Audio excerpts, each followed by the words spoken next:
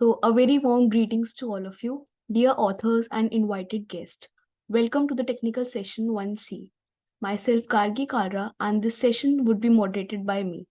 On behalf of Global Knowledge Research Foundation, it is my great pleasure to welcome you all to the 8th International Conference on Information and Communication Technology for Competitive Strategies, ICTCS 2023, Jaipur, India. The 8th edition of this conference is being organized in a hybrid mode. The physical event is being organized today in Jaipur, India, and the virtual event is being held through Zoom today and tomorrow, that is 8th to 9th of December 2023. I hope you will enjoy the knowledgeable and interactive sessions throughout the day. In this session, we will have 10 presentations. Each presenter will be given 8 minutes for the presentation and 2 minutes for the questions and answers. On 7 minutes, I will raise a gentle reminder. There is another request to all the participants that you all stay connected with us till the closing remarks. If you have any query or update, then you can write it to me in the chat box. Just before we get started, I would like to introduce you all to the chair of this session, Dr. Neerav H. Bhatt. He is Head Department of AI/ML, AMIST, Charota University of Science and Technology, India, an experienced assistant professor with a demonstrative history of working in the information technology and services industry, skilled in SQL, cascading style sheets, Microsoft PowerPoint, data analysis, and C. He is a strong education professional with a master's degree focused in computer engineering from Dharam Singh Desai Institute of Technology. He also conducted expert talks and seminars at Big Data Analytics, IIIT Vadodara, NPTEL local chapter and online courses, IQAC cell at MSU Vadodara, NPTEL MOOC for Applied Science, PDPIS Charusar. Sir, if you want to share few words with the participants, then you are open to do that. Am I audible? Yes, sir, you are audible. Okay. So wish you all the best to all the presenter today. This ICTCS, of course, is a very good quality conference, and we are looking for quality papers and presentations in the respective research area. So best wishes. Thank you so much, sir, for your words. So let's start with the papers. The first paper we have is a pedestrian traffic light system that adjusts based on the density of people waiting. And this will be presented by Arvind Vishnu Bhatla. You can share your screen and start the presentation. Madam, it is not allowing me to share it. Okay.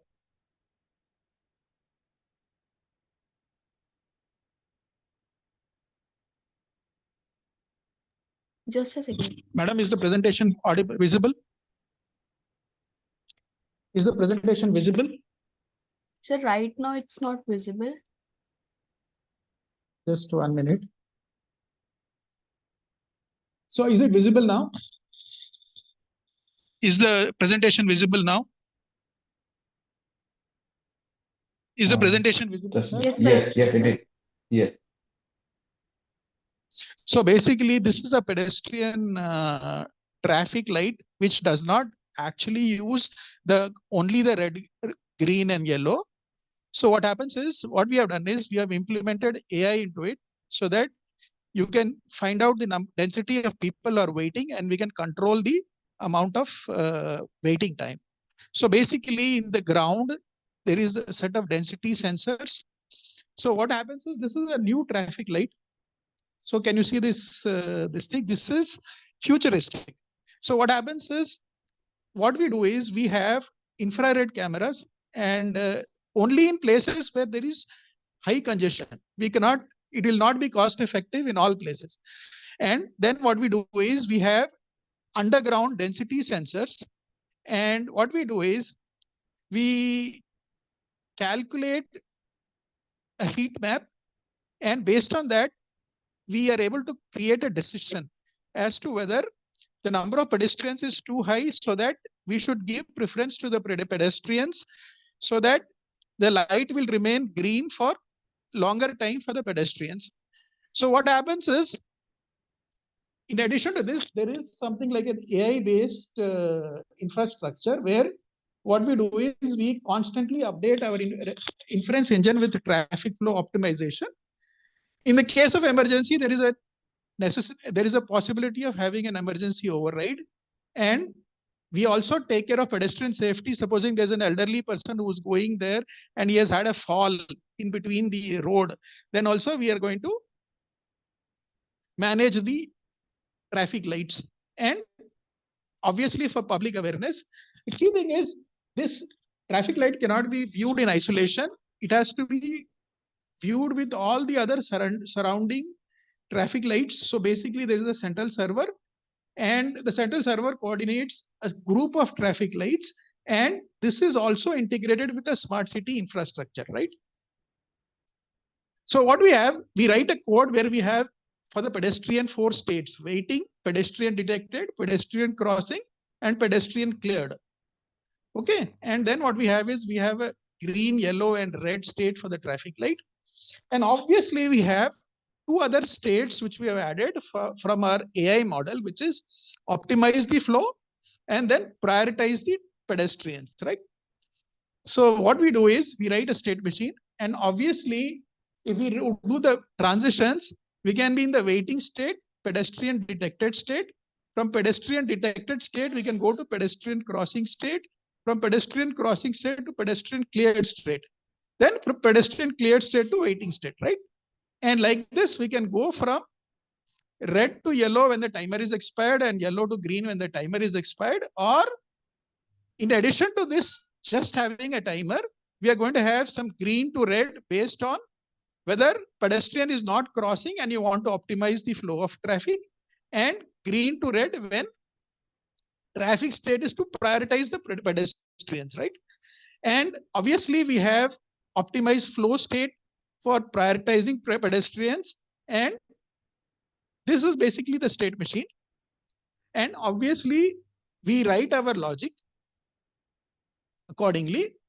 So basically this is not yet available anywhere. It is just a futuristic projection. And can you see we have different versions of the traffic light? Can you see one version of the traffic light which is here? This has been made through Microsoft Bing. And this is a futuristic thing where can you see the number of large density of people? And can you see here also in the bottom large density of people? So obviously our traditional traffic light is only green, yellow, and red, and we just can't have low, medium density states. So we need to constantly update our inference engine. So we need to do what is called data collection, data analysis, a predictive model. Then only we need to do this adaptive traffic light control, and we need to control this over a network of traffic lights, right? So obviously this is going to be very useful when we are going to have smart cities, and we need to do traffic flow optimization. And basically when we need to shut off the traffic lights, supposing there is no activity there, we can even shut off the traffic lights so that we save power. And we are going to do machine learning and AI, right? And this is also going to be connected with the public transit system. So supposing there is a lot of rush, you can delay the train which is going to depart by 1 or 2 minutes, and then public awareness and education, right? These are my references, and any questions you have, I will take, right?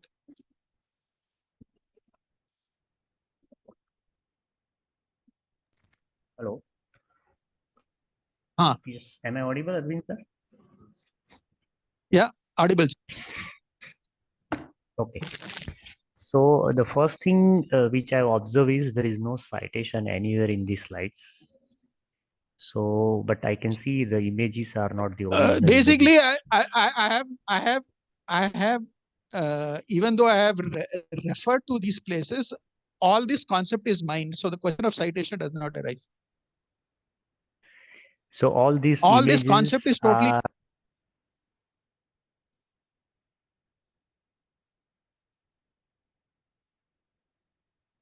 Hello, Gargi ma'am. Yes, sir, you are audible. I think, but sir has left, right? Yes, sir, I think so. He's left. Mhm.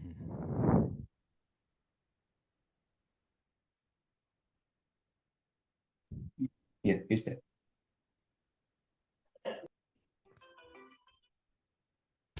There was a Yes, glitch Arvind, in sir. the internet, right?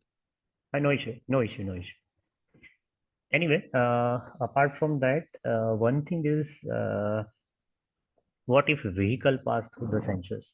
You said underground sensors you have provided, right, in your See, model, basically, proposed model. this particular thing is being proposed only for the pedestrians, and this is where that zebra crossing is. So vehicle is not supposed to enter that area. Okay. Vehicle is So supposed you to haven't stop considered before any exceptional. the. Yeah, that's fine. That's I have fine. not But yet you haven't considered that considered exception. any exceptional such cases, right? Okay. And you have mentioned the threshold, right? Low and high. Basically, I just conceptualized a next generation smart city traffic light.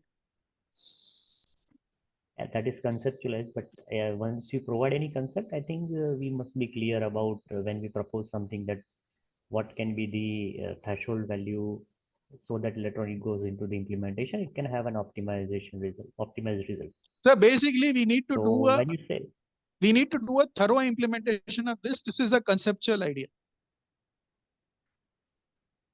okay, so even in this conceptual idea, you haven't mentioned any predictive model which you are going to use, right? You said one of the steps is to have a predictive model, Basically, but then we are actually using predictive model to calculate the density, and then what we are going to use is how much of traffic is generally observed during each time of the day, during peak hours, and all that. All that is to be considered. That is but when we then which, do pedestrian flow through adaptive model, right? but then which model you will prefer for such thing? See, there are so many techniques are available. There are so many statistics are there. We basically will use logistic regression, but first what we'll do is we'll use CNN to get the heat map. Then what we do is we will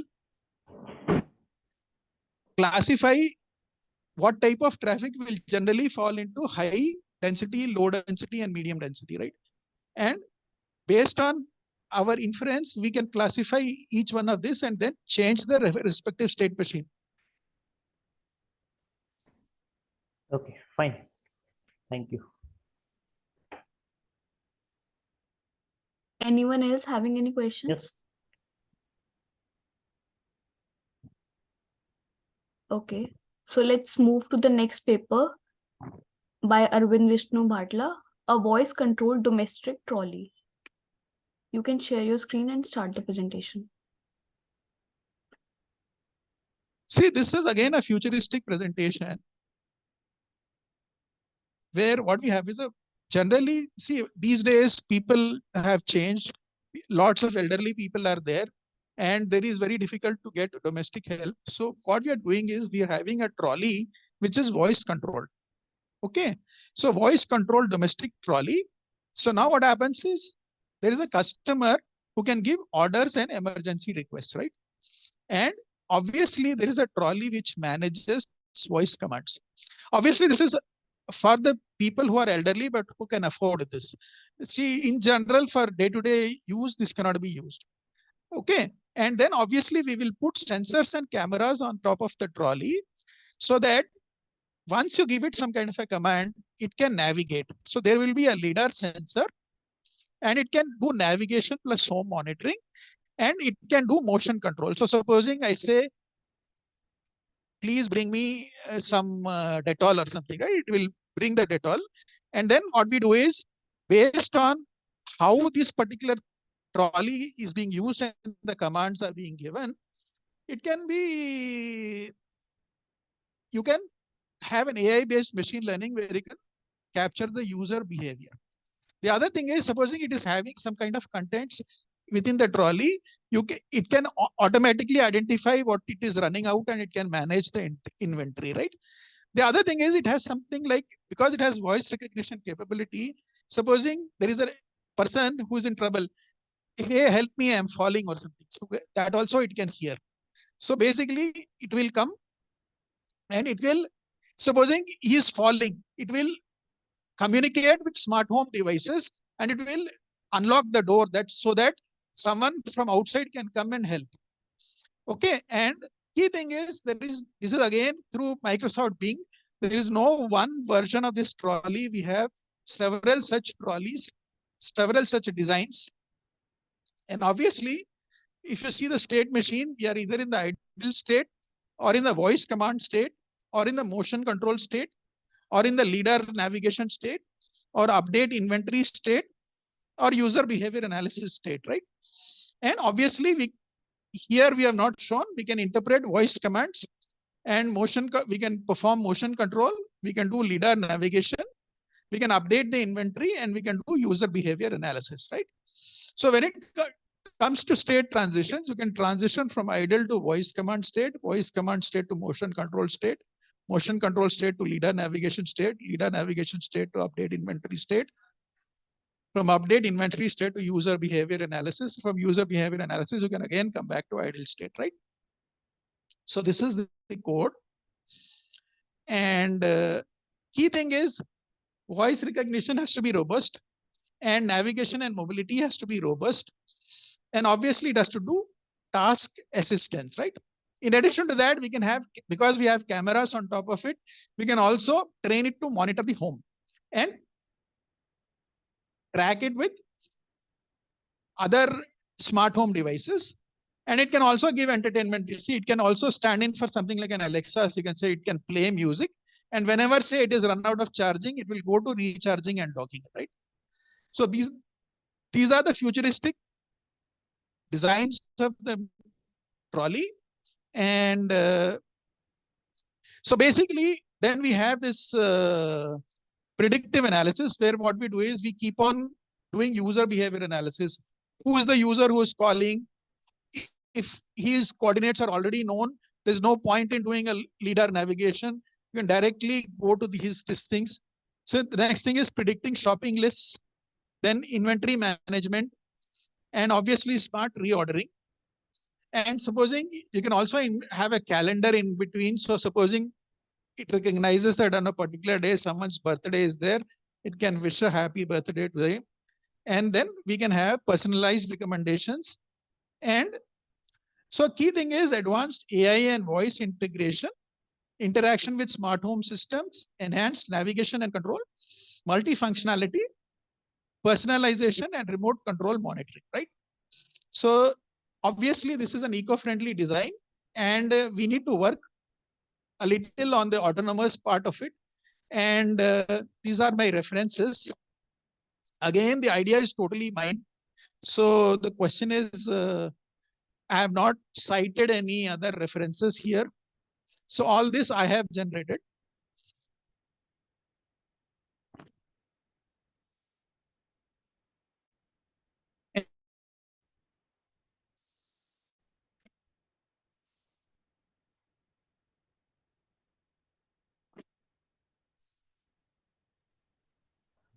Yes, so one more time, I think the same thing what I feel is you are basically presenting the concept, right?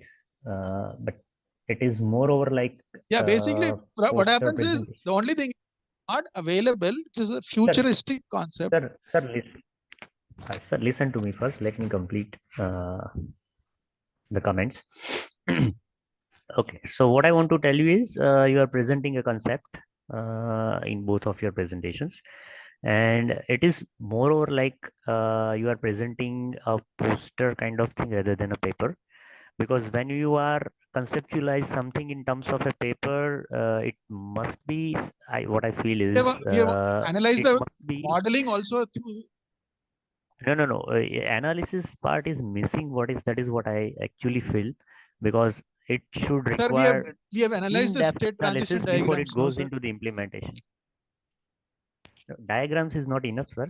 Sir, basically we need to go into the statistics. Sir, there is no budget, sir, basically. The basic thing is there is no budget for implementation, and implementation each one of these implementations implementations. Sir, listen to me. Arvind sir, will you please listen to me first? Yeah.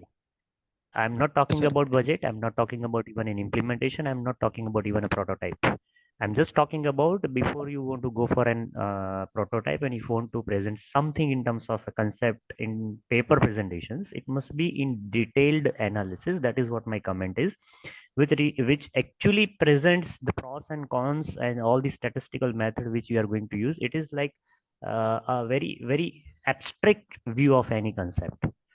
We are just presenting that we can do this, we can do that, and that will thing will be happen. But actually it is not like that. If you go into the statistics, there are mm, lot of ways to do the same thing again and again, but each and every proposed method will have a pros and cons. Considering all those, we may present something so that it can then later on goes into the implementation. So that's what my comment is. Otherwise it's fine.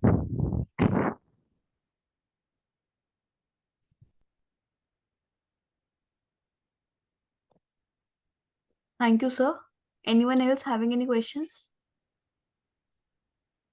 Okay, so let's move to the next paper by Arvind Vishnu Bhatla, a voice-controlled tea stand. You can share your screen and start the presentation. Just 1 minute.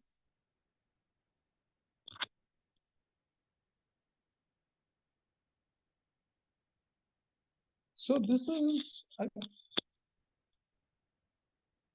another futuristic this thing. This is a voice controlled tea stand. See, what happens is labor is becoming more and more expensive every day, and obviously you can come up with some kind of a tea stand which helps you brew different types of coffee, not just one type of coffee, and it is done through a machine, right? So basically this is a voice controlled tea stand. So the way it works is there's a customer.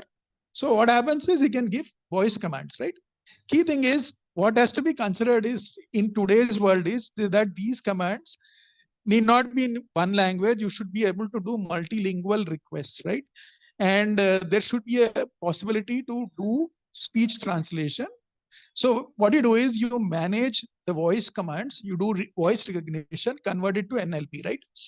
From this, you can do the type of the tea which you really want, the sweetness level, and any customized features which you not want. Then you can have preparation and brewing state. In preparation and brewing state, you can go from brewing time plus water temperature plus ingredients, right? And then you can also have an AI-based machine learning where what you do is you do demand forecasting. How many people are asking for tea at a particular time, and what is the type of tea which is more in demand, and what are the ingredients which you require for this particular thing, and you should be able to manage the inventory on your own, and it should be able to do reordering.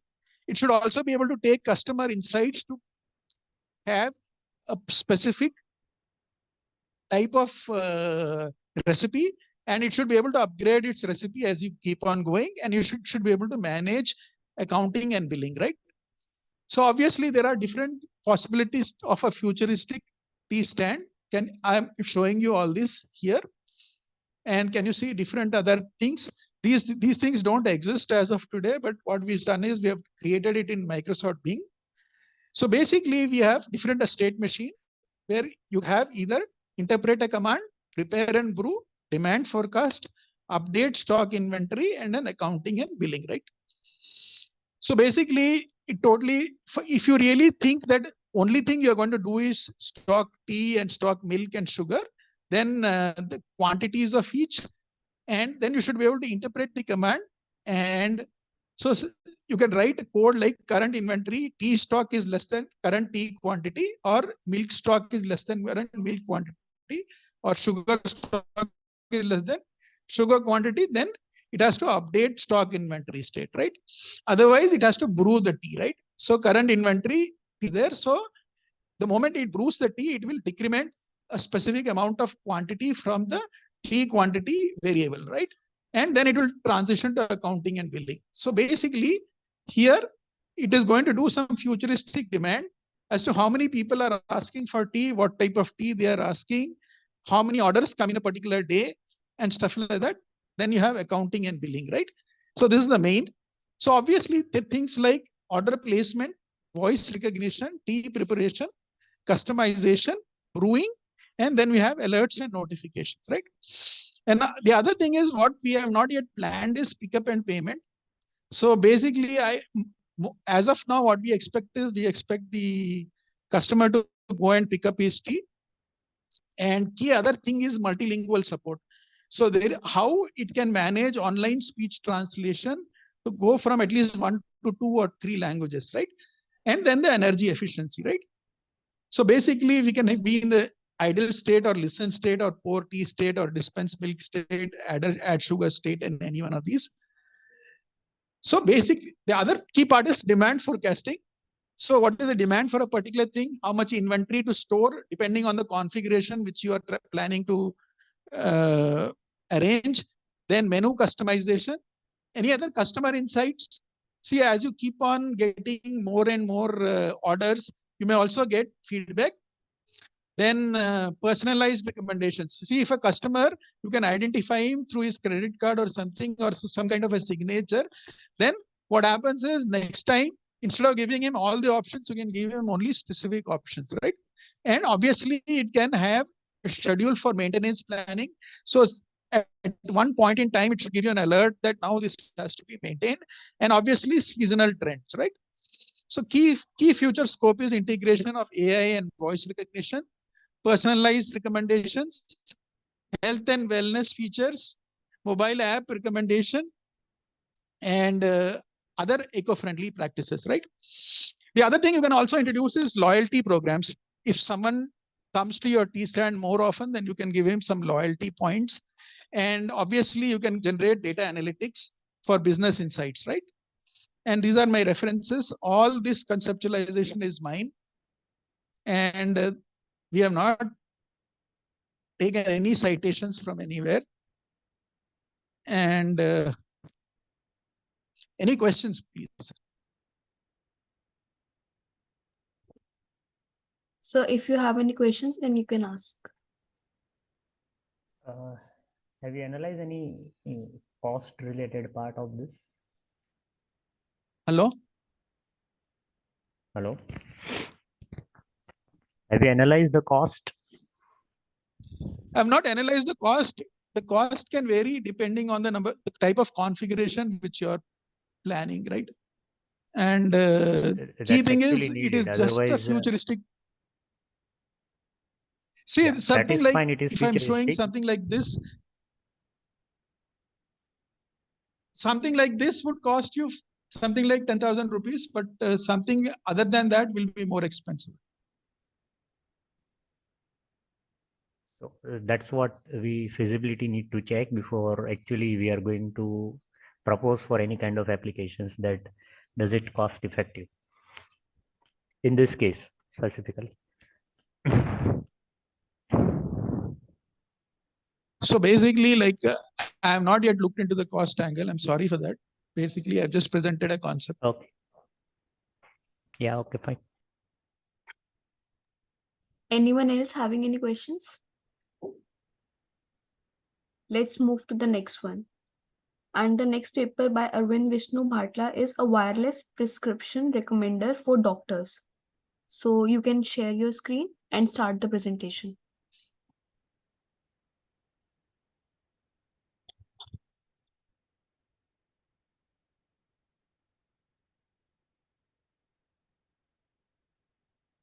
Is my presentation visible, sir? Is the presentation visible? Yes, yes. So basically, this is some kind of a device which I thought it is for the current doctors. So basically, this is a wireless prescription recommender. So what happens is, generally what happens is, when you go to a clinic, the doctor only asks you what is the ailment and since when you have been having the ailment. And generally what everyone is doing is they're hiding. So what happens is they take 5 consultations to one, they'll go to one doctor, 1 month later, they'll go to another doctor, and then next you go to another doctor and so on. So the doctor has no idea of past history. So what happens is, what we need to do is we need to create something like, just like you have a social security number, we need to be able to create a number which is this thing, just like your social security number, you have a health ID number, right?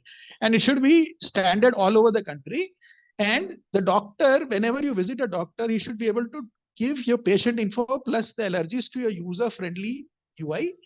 Now, once the query is given to this kind of a thing, it has wireless connectivity and it is able to scan a repository of electronic health records. So what happens is all the type of consultations you have done in the past 6-7 years and your past medical history and what is, see, supposing if some kind of a sample was taken and the allergies were found, or basically you did a culture of your urine or something, basically all those reports should be available to this. So basically, once this is available, what it does is, with symptoms and drug interactions plus risk stratification, it gives it to a decision support engine. Key part, what is difficult is that it's not that the doctor is not experienced, but key thing is it's very difficult for the doctor to keep all the previous information into account, and he does not know whether the patient is bluffing, right? So the patient may be only revealing part of his history, right? So key thing is he may be going, he does not know what is the allergies he has, whether a particular patient already has some kind of a diabetes or hypertension or whatever. So obviously it goes through a decision support engine, and so basically for the particular prescription, what is there an, like when COVID came, there was no history of how COVID was treated elsewhere. So basically what we can do is we can search the internet. This can be done as a background task where it updates the current trend analysis and what is the dosage which other people have been giving, the symptoms and the diagnosis, and for patient adherence, right? And this causes what you get into different types of state machines, get trend analysis, and then recommendation, right? History and types of transitions. So basically you can go from to diagnosis state to trend analysis state, from trend analysis state to recommendation state, right? And here, because we need to integrate the old record. So basically, as of now, if you just give it ordinary thing, it will not be able to do data integration and access. So patient data analysis is key thing. And then we need to have drug interaction and allergy checking, personalized recommendations specific to a particular person. Then if a particular drug has to be formulated, what is the cost of that? Real-time updates. Then key thing is it has to be user-friendly because the doctors are not computer literate. So everything has to work, and speech recognition also has to work there. And it has to do integration with pharmacy systems, right? To find out whether what is being prescribed is available in the current city or not, right? So this is the basic structure of this smart recommendation system. So basically you need to do patient history analysis and personalized treatment plans, risk stratification, and drug efficiency problems, and analysis, and also the patient. So obviously we need lots of detailed machine learning and AI advancements and real-time patient monitoring and predictive analytics. For security, we need blockchain and integration with telemedicine, right? So basically, it is some kind of an enhanced clinical decision support system. This is what we are planning, and this is the references, right? And any questions you have, I will take, right? No questions. Okay. Anyone else having any questions? Okay, so let's move to the next paper. And the next paper is creating a pendant for sending emergency 911 messages by Arvind Vishnu Bhatla. You can share your screen and start the presentation.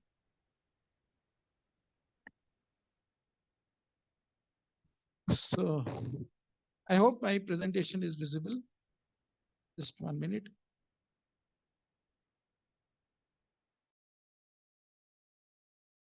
Okay, sir. See, basically, many a time we have seen that Presentation is not it is visible. difficult for ladies to go out during the night, So your and yeah, it is presentation is visible, right? yes, sir, it's visible now. Presentation is visible.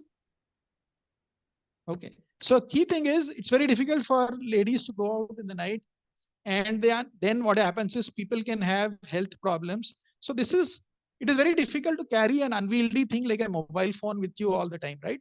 So basically you can have a pendant, and it can have something like a button which you can press to do 911 information, right? And you can have different variants of the pendant. So you can have a pendant for medical emergency purposes. So this is creating a pendant for sending 911 images, 911 messages. So you can have different types of pendants, and you can have a small pendant structure with a microcontroller and a wireless module. Preferably, it is not just Bluetooth or Wi-Fi. It is a cellular one, so that you can directly work with it. So basically, you have something like a pendant with a microcontroller plus a wireless module plus a button through which you can identify emergency, and then basically it has battery, right? Key thing is, whenever you are in distress, see, supposing there is a girl and she's in a fear of getting molested, or basically there is something like a elderly person who's wearing the pendant who just has a fall or something, or basically there is some other health issue. Basically, there are other things. You may be feeling very weak, and you may be having some kind of a fever, and you may be having a voice and your voice trend itself indicates that you're in trouble, right? If you're in trouble, it will automatically go to emergency state. Otherwise, it will go to emergency state whenever you press the button, right? So whenever you press the button, it will take the GPS information, it will take your location info, and it will format an emergency message which will be sent to the mobile emergency app, right? So basically, when it comes to emergency state, it can be either in idle or evaluate or emergency state. When it comes to GPS, it can be in GPS is idle, get location, then the location has been obtained, and then it can formulate a message. So there is an emergency messaging state, and it uses, depending on whether you are using GSM or 1G, 2G, 3G, or 4G or 5G, there is a specific way of sending an emergency message through that cellular phone. So basically, this formatting should be according to that particular standard, and you should be able to encrypt your message so that no one else is able to see this, and you're able to formulate the message and transmit it, right?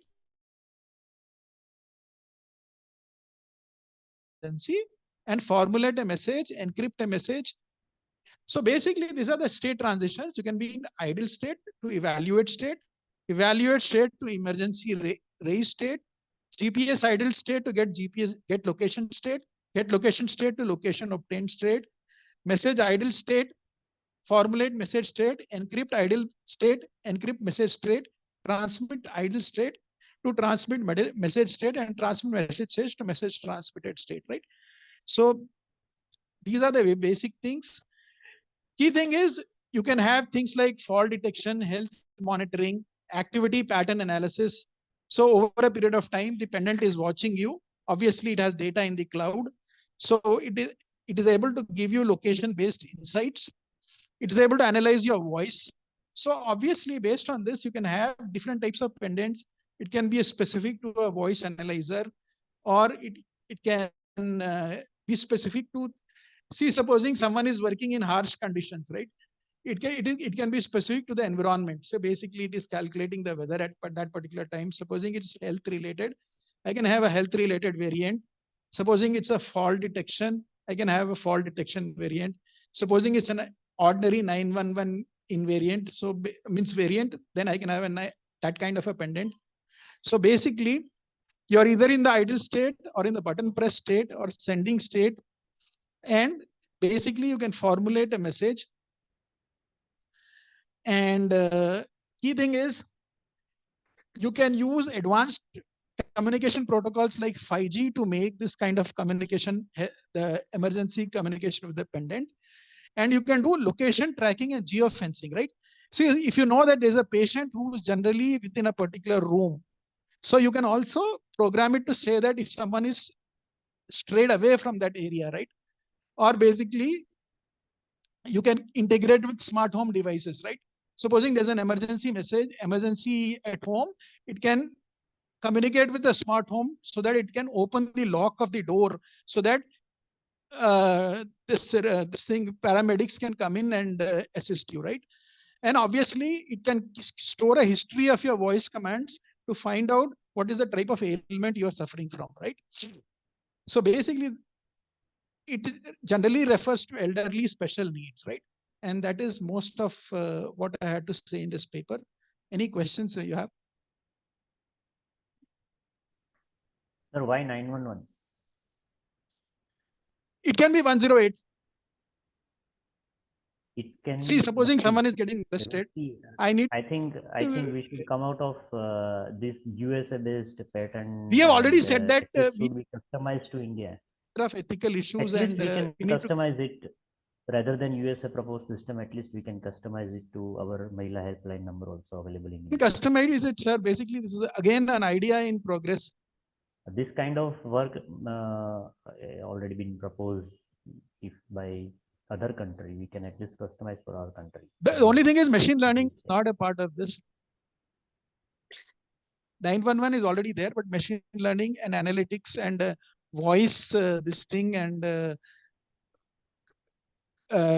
customer, you can say behavior analysis has not been a part of this kind of a work so far. There is no any detail about all those things now. It's just a keyword. I don't have any details. Technical words, yeah, we don't have any analysis yet. So, like, no, I have not created any keywords. Fine.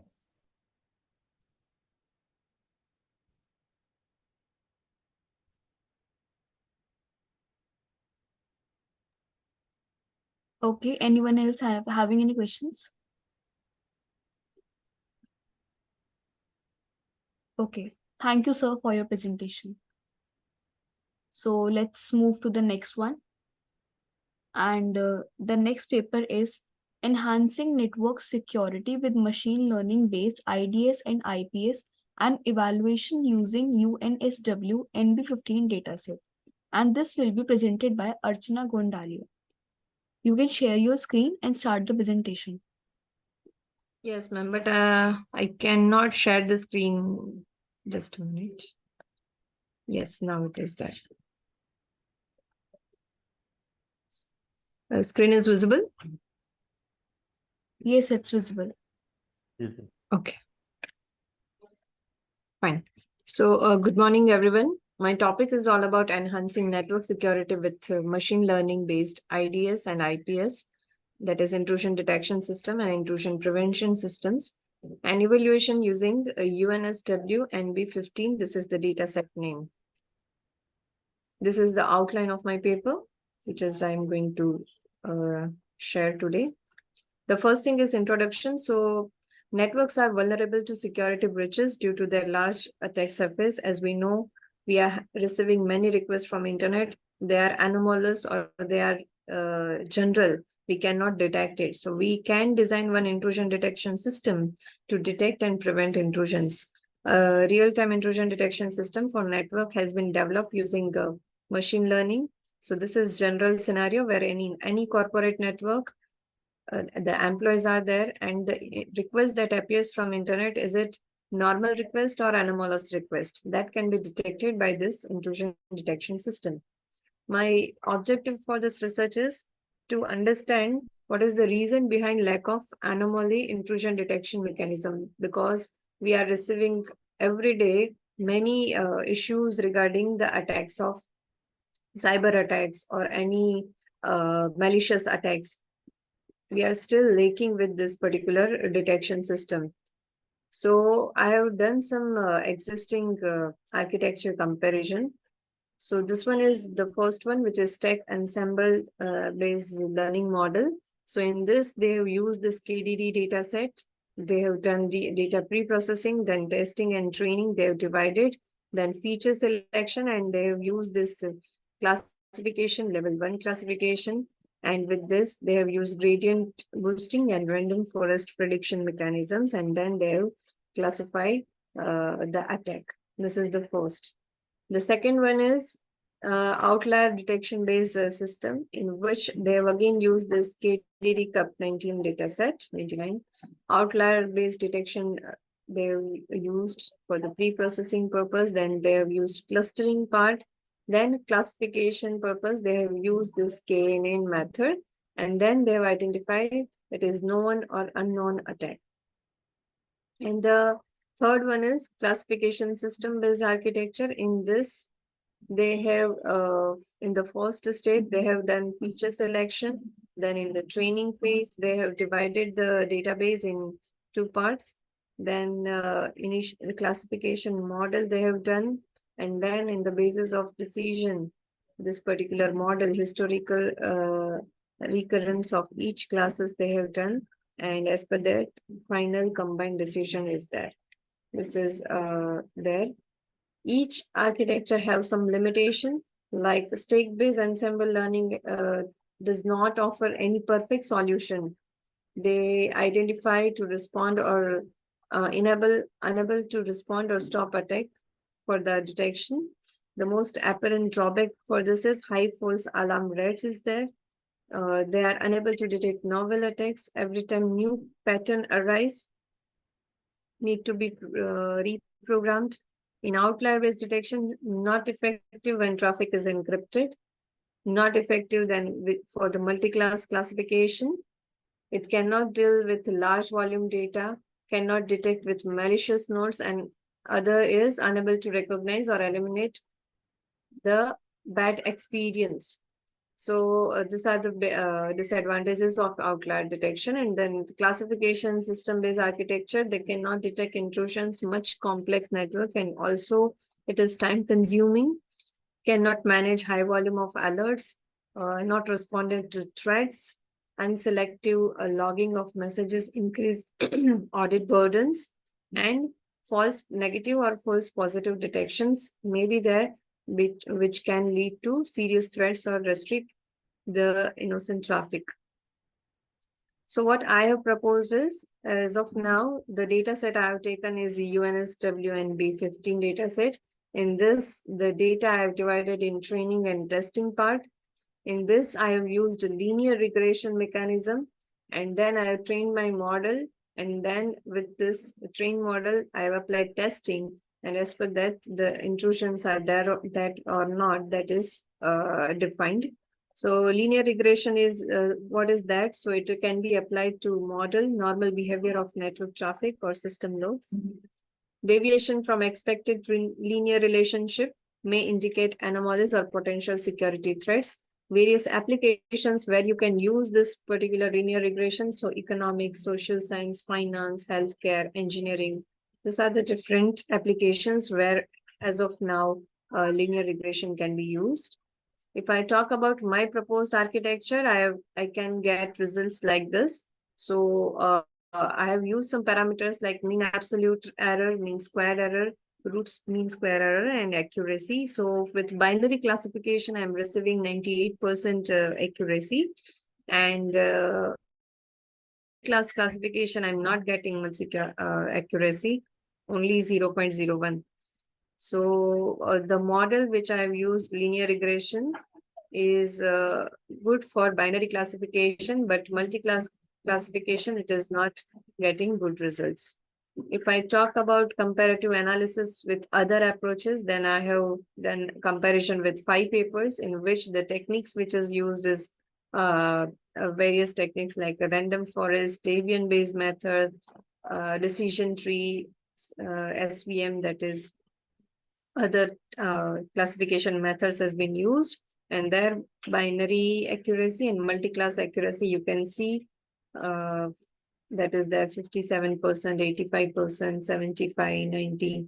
And with this proposed approach, I have received it for the linear regression 97.80 accuracy for binary. And for multi-class, as I have told you, I'm not getting that much good accuracy. So this particular approach is good to just identify the attack is there or not. But for detailed classification, this approach is not good. So I can have some other mechanism also. I need to find that. And these are the references. Thank you.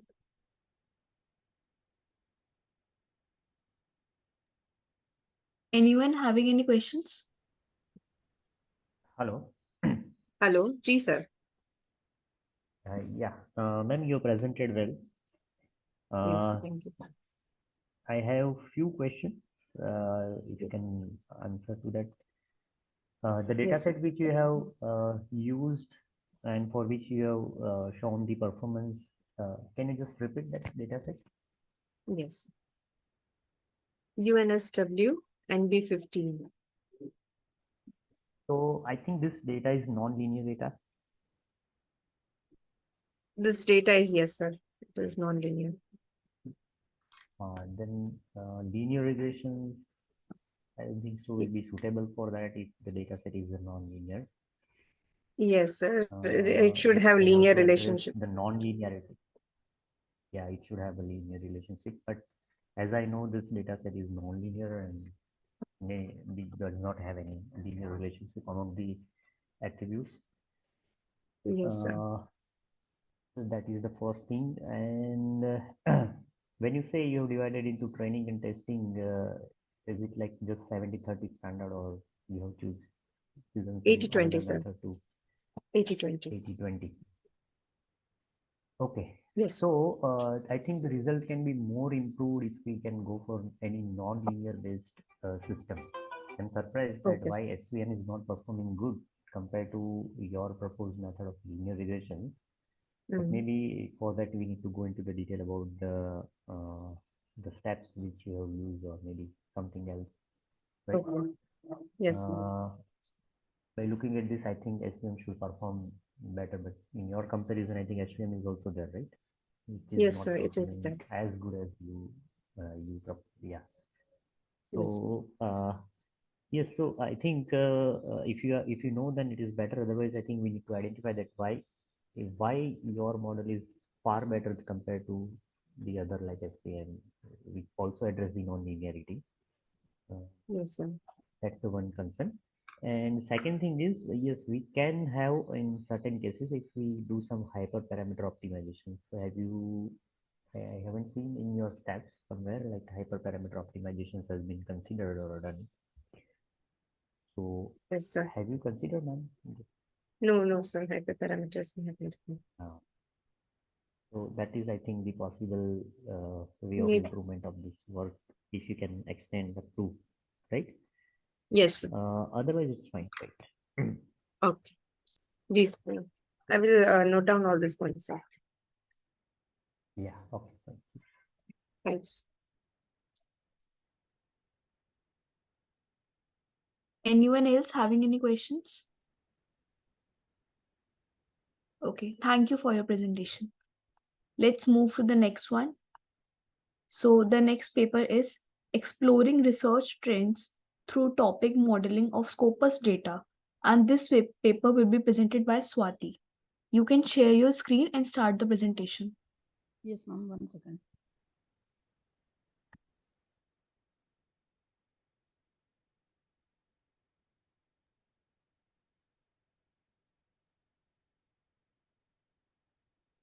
It's showing like you can't share while other participant. Yeah.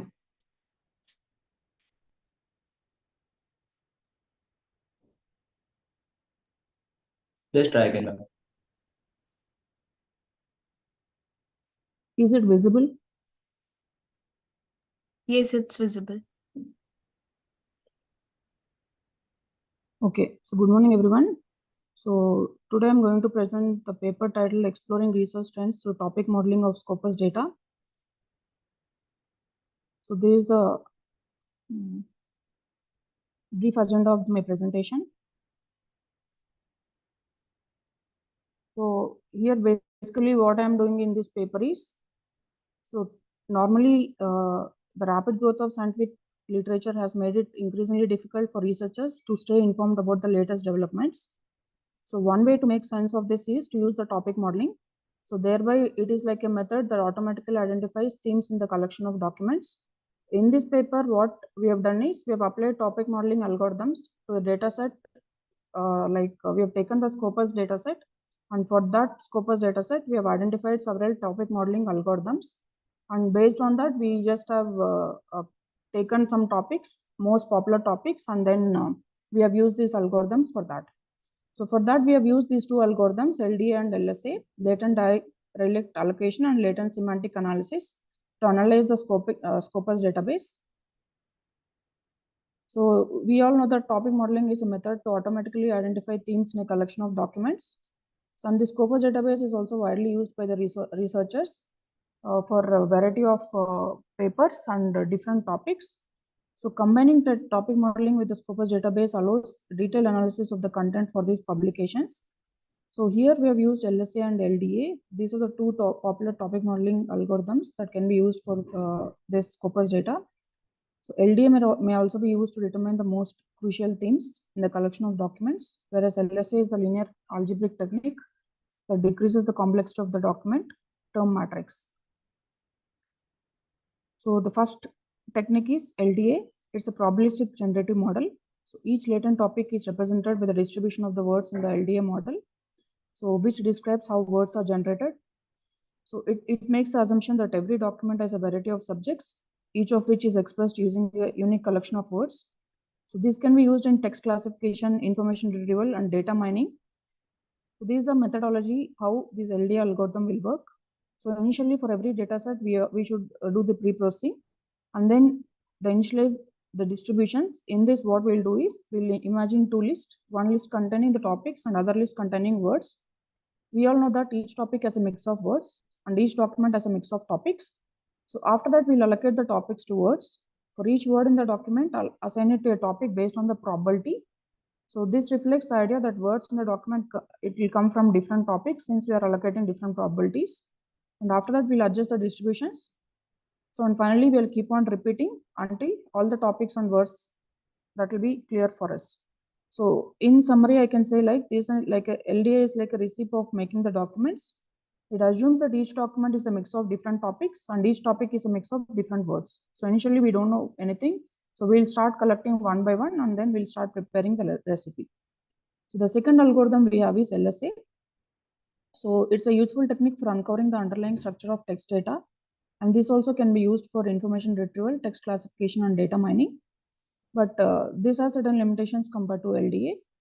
So if I want to tell you about both the algorithms, this LDA explicitly decides which word belonging to which topics in each document, whereas LSA simplifies the structure of the data to find the hidden connections between the words and documents. So this is the methodology that LSA will follow. So it will allocate it will create a co-occurrence matrix. So where it contains a big table with rows are words and columns are words, so showing how often words appear together in the document. So this basically will give us how repetitive words are coming in every topic like that. And it also has single value decomposition. So to break down the big table into smaller tables that reveal the important connection between words and documents and what are the important pick from the words it will give. And finally, we can relate to what we search. So the dataset what I have used in this paper is Scopus dataset. So I've taken the Scopus dataset from 2000. The dataset contains publications from 2008 to 2023. So if you're seeing here, it contains 1227 rows and 54 columns. So the size of the dataset is 1227 rows. So it contains the publications that are ranging from 8 to 23. So these are dataset I've taken and I applied these two algorithms for this dataset. So first thing is I've just type of the paper I've taken from the data set. So whether it's a conference paper, article, book chapter, or review. So these are the 5 types I've considered. And also along with the 5 types, I also have taken open access, what percentage from these papers. And also I've got top 10 publishers from these papers. So if you're seeing here, IEEE, elsewhere, how many publications are there? Springer, how many publications are there, like that. And then I've tried using this top algorithms using this PLDVS tool and sklearn. So what I've done is first this using LDA, I've identified there are 15 topics or 10 topics. So these 15 words that make up the topics are shown like this. Here I've taken only the 5 topics. So this scikit-learn package is used to implement these models. The 10 themes I've taken. So the 5 topics I've shown like this. So when compared to the topics created by the LDA, topics generated on the dataset using LSA model exhibit many similarities. These are the topics generated through LSA model. And there is a visualization I've got using this PLDVS tool. So if you're seeing here, the 10 topics, whatever I've got, the visualization of this is shown here. The blue circle, each topic is represented with blue circle. Stronger to weaker topics are represented by larger to smaller circles. So the red one is like whatever topic you have selected, and the remaining are like from all the years, it will take the 10 topics or 15 topics which are more promising. And this is like using LSA. The same way, if you can see some are like interrelated, interconnected, 4 and 5, 2 and 3. These are like similar topics. So if any word is repeated, it will show that in the circle like the similar topics. The same thing next we have used GenSim also for extracting the topics.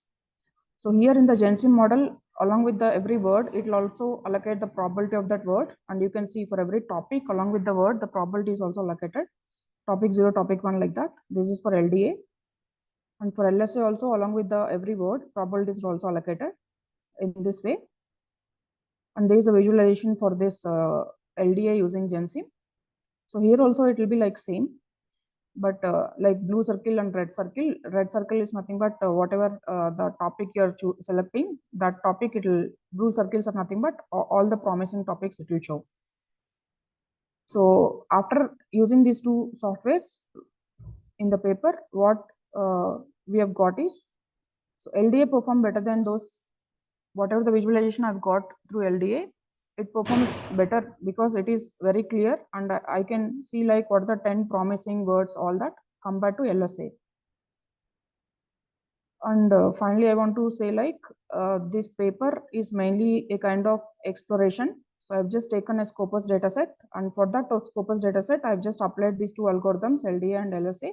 So I've extracted the topics from that, and then I've done so many visualization graphs based on the topics, whatever I've extracted.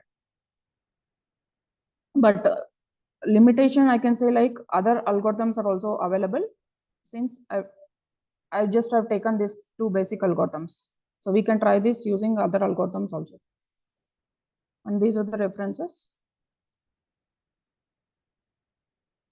Thank you.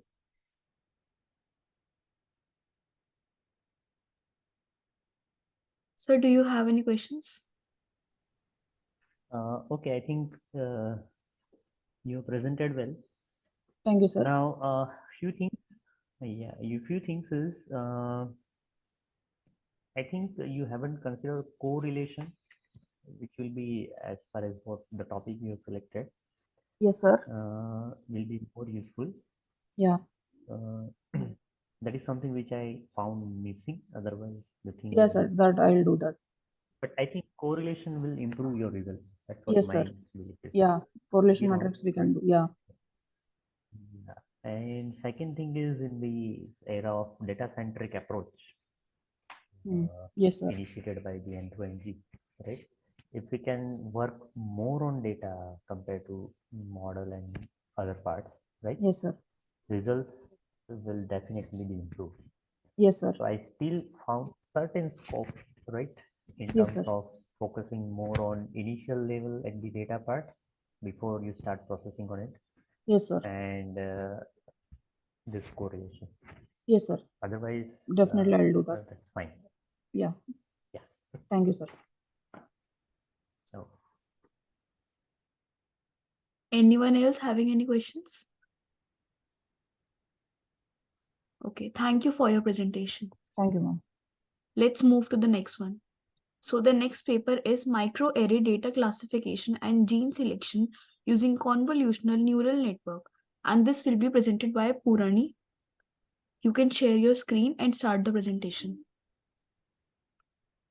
Hello, sir. Am I audible, ma'am? yes, you're audible. Is my screen visible, ma'am? Yes, it's visible.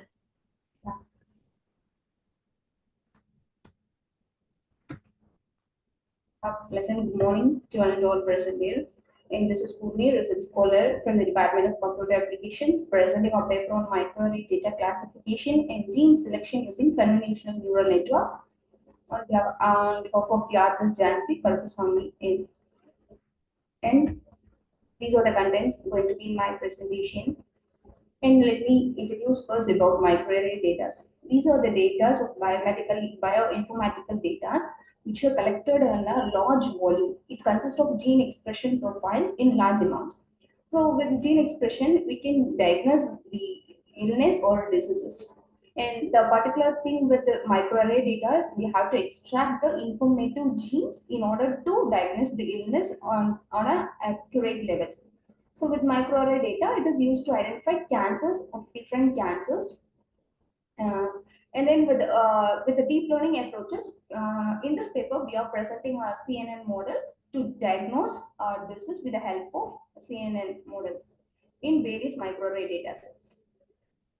And with this literature survey, I have gone through these papers, and from this base papers, I have taken ML technique and we have approached to CNN technique. In the what we have done is we have taken microarray cancer data set of colon, brain, leukemia, and lymphoma, which are taken for classification. And with this data set, we have transformed the entire data set into an array format, and we have processed these data with the OR statistical analysis. So with this cancer data set, which has been transformed into matrix, a CNN model has been applied into the model. And for a statistical ANOVA quantification have been done. And let us go into a CNN architecture. And with this CNN architecture, we all know that it consists of input, hidden, and legend layers. And the first thing is convolutional layer. It is particularly used to collect particular information from, and it uses maps, neurons, and also has filters to make up this layer. So with this dimensions, we are getting a data dimensionality. So from a large volume of data, our data get reduced into our informative data, where it reduces a feature selection technique which is proposed in either methods. So with the CNN, feature selection technique is a randomly a reduced method. So this quantification is next to then proposed to activation layer and the overall pooling layers and then connection layer. So with this pooling layer, we have taken max pooling as a measure, rather than average pooling. So with this maximum pooling layer, we can get a much efficiency when compared with the average pooling, which is done already. And here each matrix is computed with the max pooling layers to get an average value. So from this value, we are getting next to the flip connection layer. So the whole architecture or 90% of work of our CNN happens here. From this fully connection layer, a layer is transformed into an entire layer where classification happens here. So these are the data sets we have taken into consideration. When it comes to microarray data set, the number of genes expressed involved is very much high, rather than the sample will be very less. And with the classes, it consists of binary class, ternary, and also multi-class classification. So we have approached with this four data sets, and we have got the results like this. With us SVM, we have for colon, we have getting these results, and for ANN and for CNN. So with this analysis, we come to know that CNN is little much approved or included when using in all those data sets. The only thing was with the brain cancer data set, where it consists of 5 outcome classes, the CNN model is not so efficient, which is being analyzed on our side. So with other than that models, with binary classification and ternary classification, everything was fine when comparing with the other methods. So these are the results we come to get with the CNN models of the 4 cancer data, microarray cancer data sets. And for concluding, the thing is, microarray data sets of a large volume, which we need reduction and then classification. So with the feature selection techniques, there are previously many algorithms available.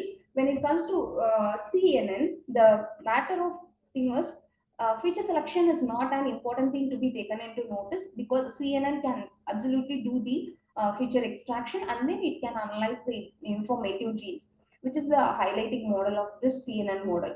So when compared to comparison, we have taken SVM and ANN model of other previous existing system and have compared, and the results are also much better when compared with SVM and ANN.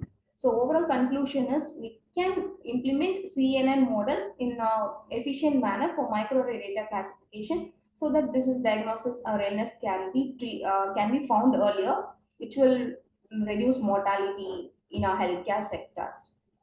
And these are some of the references taken on our side. Thank you for patiently hearing. And any queries? Hello. Yeah, sir. Hello. Yes, sir.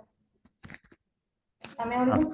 Uh, the first question is, why CNN?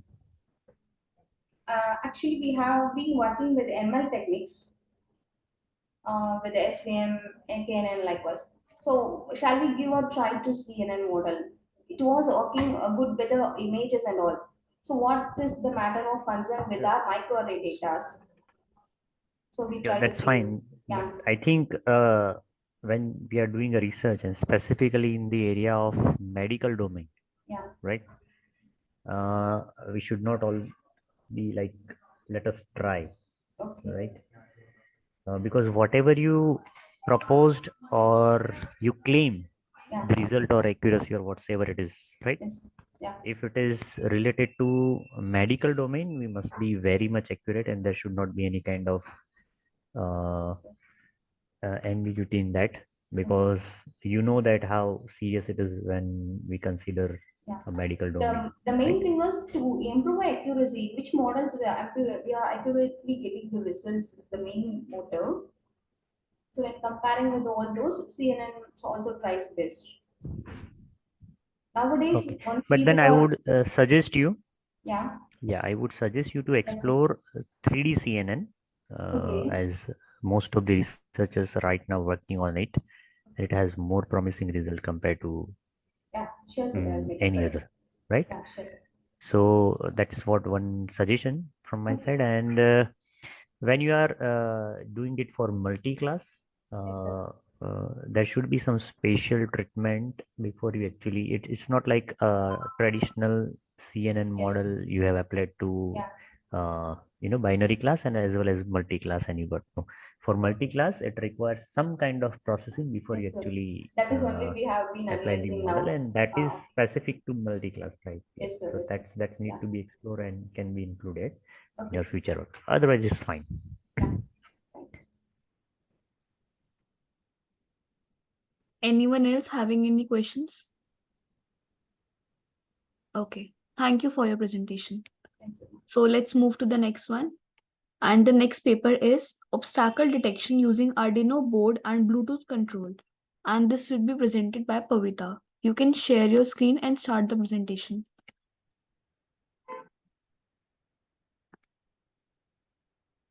And she's not there, so I'm one of the author, Bhavish Shah, so I'm presenting. Okay.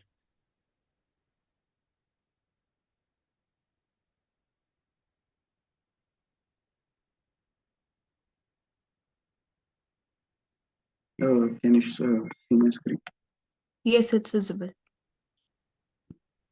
So We have research. The research idea involves designing an intelligent robotic vehicle capable of avoiding obstacle in its path using an ultrasonic sensor and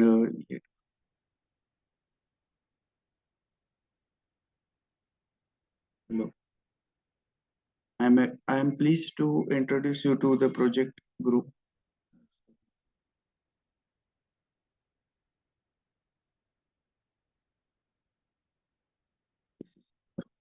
Proposed system is to make a multi-functional robotic car using the Arduino platform, including obstacle avoidance, Bluetooth control, and voice control functions.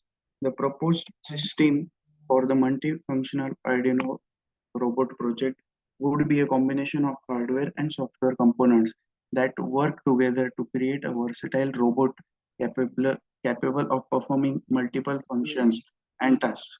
The system would consist of an Arduino microcontroller board, motor system, sensors, actuators, power supply, operating system, navigation and control algorithms, and task-specific algorithms. So our objective is controlling the robotic car with a smartphone, to control the robot via voice command, to make the robot take an obstacle-free path, navigate safely by avoiding obstacles that come ahead, detecting the exact path by checking the sensor readings from different angles, navigate in manual mode by receiving signal from this smartphone. So our project is focused on the development of a versatile robot vehicle that can perform multiple functions and tasks. We are utilizing the power of the Arduino microcontroller board to design and build a sophisticated robot that can sense its environment, navigate around obstacles, and carry out automated tasks. The robot vehicle will be equipped with various sensors, including ultrasonic and infrared sensors, which will enable it to detect and navigate around obstacles.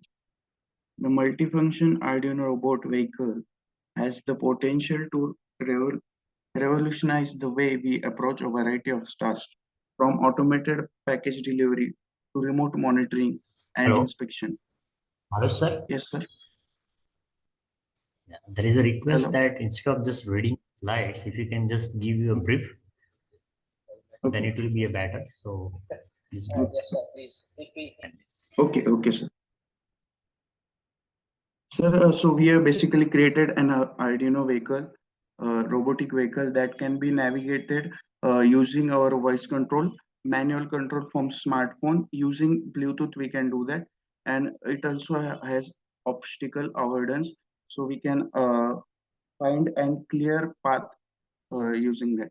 So it can be used in military operations where human cannot approach in a critical situation.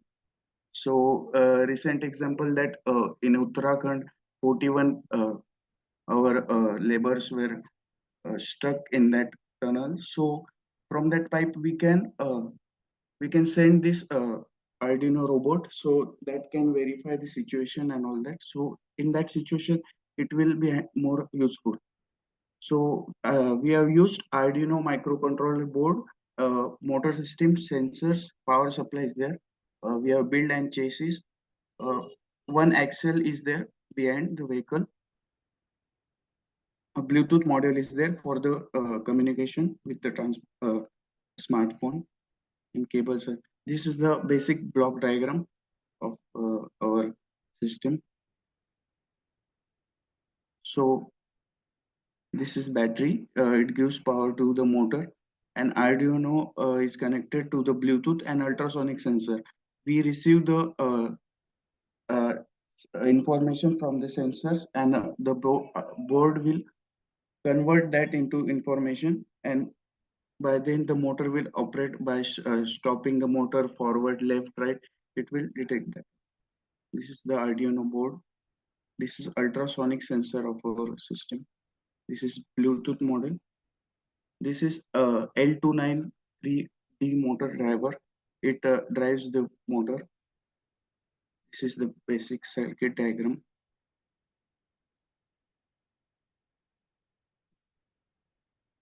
So this is our final product, sir. It is a prototype and it is working.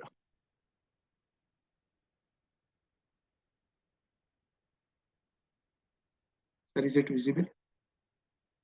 Hello? Hello. Yes, it's visible. So any questions, sir?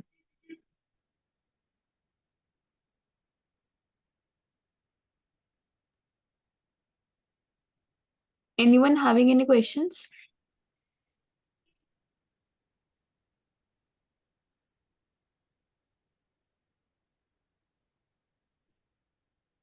Okay. So thank you for your presentation. 1 minute, ma'am.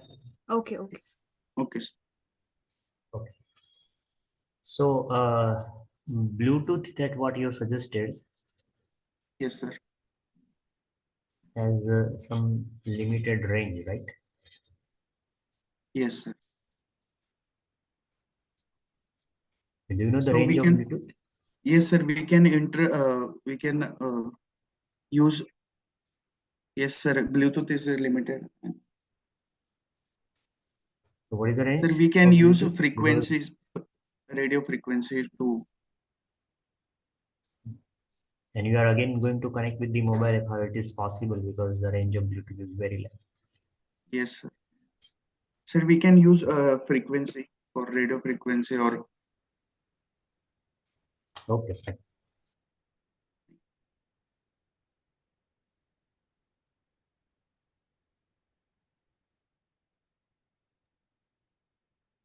Any further questions?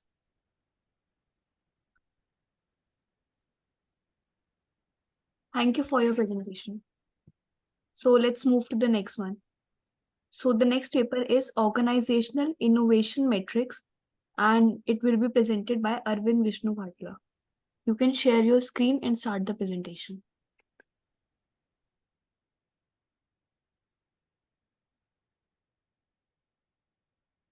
Okay, so now I think it's visible. Yes, it's visible. So basically, whenever we are going to do all these kind of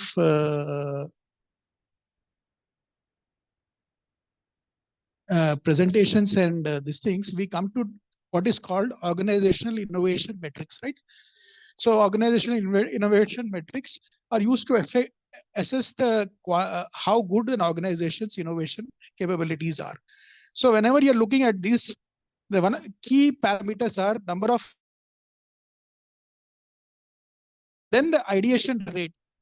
If you take the total number of employees within an organization and you divide it by the total number of new ideas generated, you get an ideation rate. Then how good these ideas are, right? Which means, can you really convert these ideas to products? Then can you really do what is called time to market? So are you going to still be able to approach the market window, or your idea is just lost into the fog forever, right? This is also governed by what is called R&D investment ratio, right? How much of money you're going to put into R&D and how many patents are granted, and what is the revenue you're going to generate from these patents, and then what is your customer feedback, right? Other key factors which control this is called employee engagement, right? See, supposing you have an organization, just like the boat I'm showing you, some people are rowing in one direction and the other people are rowing in the other direction. Then what you do is you are not going to get a high innovation index. Then you're going to have something like a risk-taking capability. Then you have to have collaboration along cross-functional teams. And after all, from all this exercise, what is the net return on investment which you're going to get? And obviously employee training and development, right? So basically, you can be very optimistic and project a lot of revenue from any one of these kind of things. But key thing is, from idea generation state to development state to implementation state, how do you go? And key thing is resource allocation, right? It is not just enough to have an idea. You should be able to have resource allocation for this, and you should be able to do risk assessment, and you should also be able to innovate, right? And employee engagement and collaboration is another key thing. The other thing is, have you analyzed the market trends and customer insights, right? The question is it too far-fetched to become a product. And then portfolio management and continuous improvement, right? So obviously we need to have things like digital transformation metrics, ecosystem collaboration metrics, data-driven innovation metrics, okay, customer-centric metrics, agility and adaptability metrics, etc. Right? Key thing is innovation culture metrics, right? Whether you're still living in the past or you are living in a future organization, right? And then intellectual property metrics, how many patents you have generated, right? And how good the patents are, how marketable the patents are. Then ethics and responsible innovation, right? Okay. So these are my references. And any questions you have?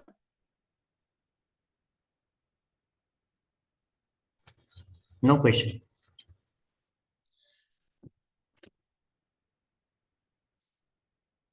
Okay, that's the end of my presentation. Okay, thank you for your presentation. So we have come to the end.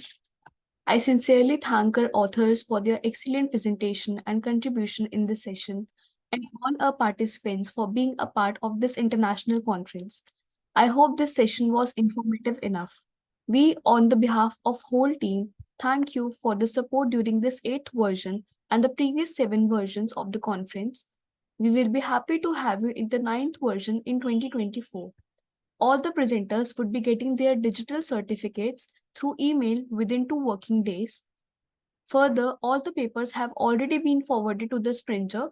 The publication will be live within 6 months. Kindly cooperate with the team of ICTCS 2023. I also thank our session chair, Dr. Neerav H. Bhatt, for chairing the session. A token of appreciation to the chair on the behalf of Team ICTCS 2023 and Global Knowledge Research Foundation and partners. Thank you for your valuable presence. Now, I would like to request you all to please turn on the camera so that we can take a quick snapshot of this conference.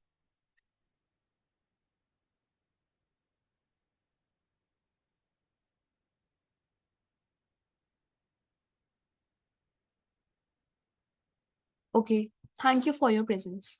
Thank you, everyone.